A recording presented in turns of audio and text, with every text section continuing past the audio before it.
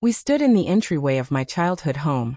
Me in a soft cream dress, holding tightly to James' hand. His grip was warm, steady, comforting. Outside, the spring air was fragrant, but inside the tension crackled like static. I had come back to introduce the man I loved to the people who had raised me, hoping for warmth, maybe even a fragile blessing. What I received instead was humiliation so deep it still echoes in my bones. My father took one look at James and laughed under his breath. "So that's all you could get?" The words hit me like a slap. James blinked, confused but polite, stretching out his hand. "Nice to meet you, sir." My father didn't take it. I glanced at my mother, hoping she'd offer something softer. But her eyes were already welling with tears, rage, not sadness. She raised her voice so fast it startled the dog. "You married a laborer?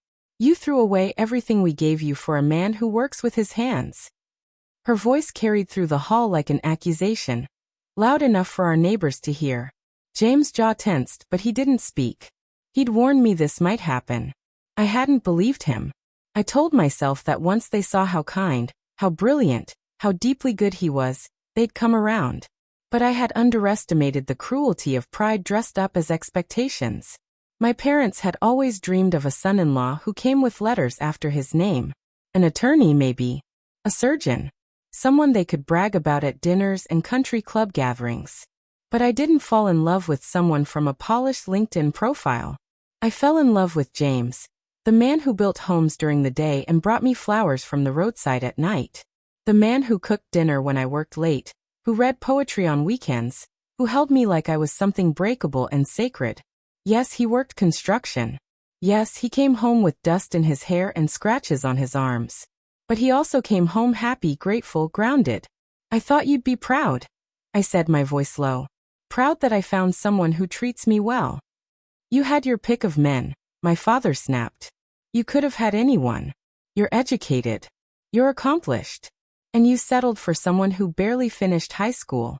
"I didn't settle," I said. "I chose him." That was the final crack in the dam. "You ungrateful child," my mother hissed.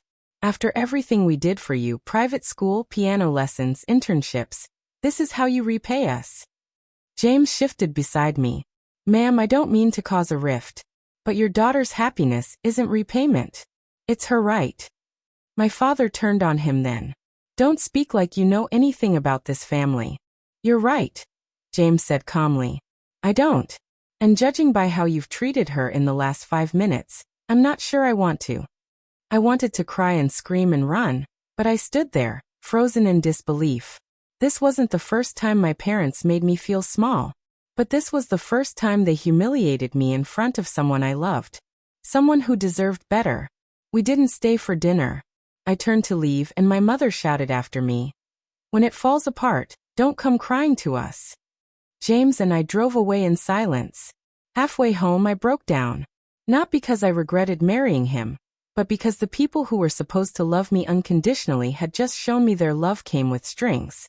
He pulled over and held me while I sobbed into his jacket. I remember the smell of sawdust and peppermint gum, the scratch of his hoodie against my cheek. "You don't need their approval," he whispered. "You're allowed to want better, even if it means walking away." And so I did. For the next few months, I didn't speak to my parents. The calls came slowly, first my mom, then a message from my father masked as a forwarded news article. Then finally my aunt called. "They're upset," she said. "Not just at the marriage, but that you didn't ask." Ask. As if my love life needed their blessing like a permission slip. I told her I was happy. Truly. James and I had moved into a tiny home with a garden and mismatched furniture. We planted tomatoes. We hung fairy lights. We danced barefoot in the kitchen. It wasn't the life my parents imagined for me.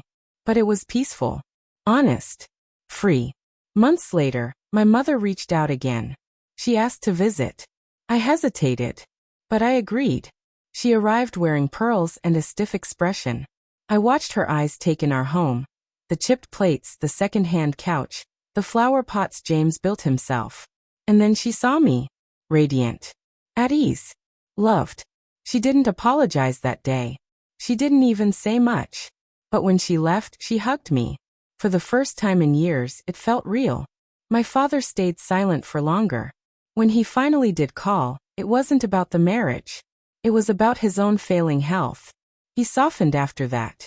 Pride has a funny way of losing its sharpness when mortality knocks at the door. We're still not close. Maybe we never will be. But I've stopped trying to earn their love by shrinking myself to fit into their image of success. I didn't marry a laborer. I married a man who shows up, who listens, who builds, not just homes, but a life worth waking up to. And I don't need anyone's permission to call that everything.